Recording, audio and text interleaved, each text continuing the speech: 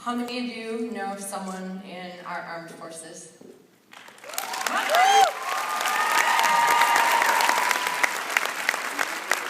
I know somebody pretty special. I just have to say, I really didn't think I was going to make it here today. But I found out that ladies in heels, cute ones, can push a car through an intersection in downtown St. Paul. You guys are cute and fun. Thank you, girls, for helping me with that.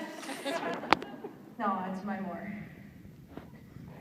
My more with the Pampered Chef started when my husband Eric deployed to Iraq and Kuwait in May of 2011.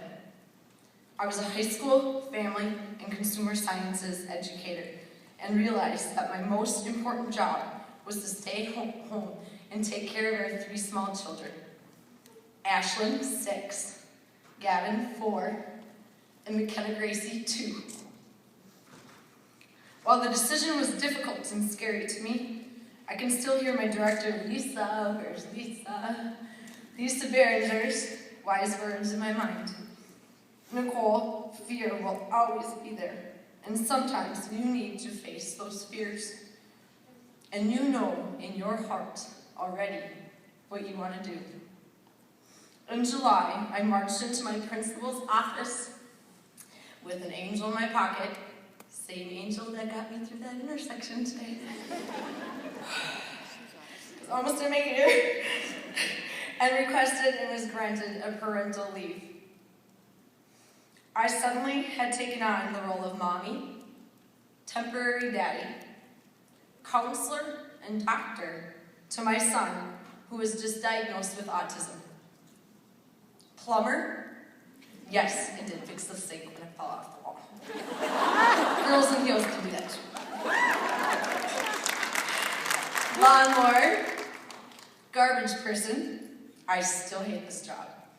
I mean, really, I felt like I was a cheerleader when I had to stuff the carpet in the garbage. The garbage man's probably gonna hate me after this year. 2-year-olds are destructive, let's just leave it at that. Laundry lady, I still hate this job. Eric used to do all the laundry. And I realized quickly how much I took those things for granted. And Pampered Chef lady. With everything that I have going on in my life, you might be wondering why on earth is this crazy lady here today, and why did she take on Pampered Chef full force this year? You see, I dabbled with it. I call it a dabbler because I'm a teacher at heart, and I dabbled for 4 years.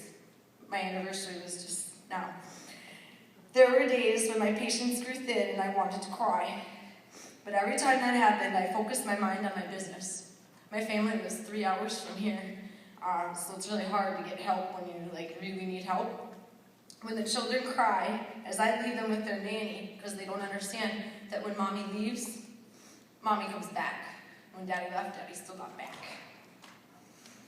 So when I go to my parties, I say, mommy's doing this so we can go to Disney someday. Then the minute I get out that door, I do this little happy dance.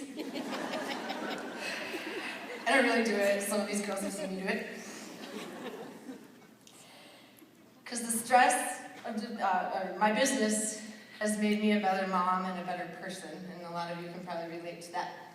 Because if you're a mom or even a grandma, you do need your you time.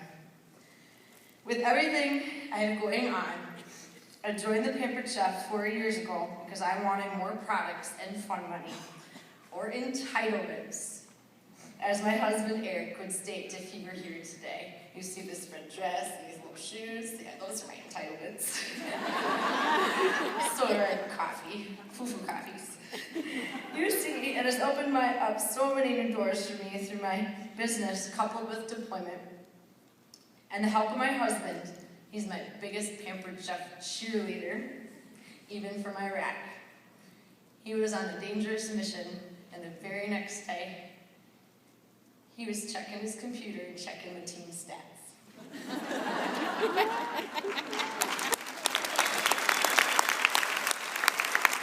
was like, oh, you gotta hurry up because Kim and and Jamie Schneider, they're kicking your butt. I was like, well, I've been a little busy, honey. I mean, seriously. When not out on a dangerous mission, he does check those stats. Okay, so I've realized through deployment to never prejudge people, to make wise choices. I told this to my students every single Friday as they walked out the door. I wasn't an adult teacher. I knew what a lot of them were, about, maybe or maybe not going to do. So I said make wise choices, and a lot of them come back to me and they still say, Miss H, your words ring in my ears every time I'm not making wise choices. I say, yes, that's what I'm supposed to do. I've learned who my true family, friends, and colleagues are, and for that, I will forever be grateful. I have learned to practice what I preach and to set smart goals. Now, the teacher in me is going to say, take out your little books there and write this down. SMART stands for specific, measurable. So specific and measurable, attainable, realistic, and time-bound goals, and to work toward them every day, even when you don't feel like it. My first goal was to become a director with the Pampered Chef, even while Eric was deployed to Iraq and Kuwait.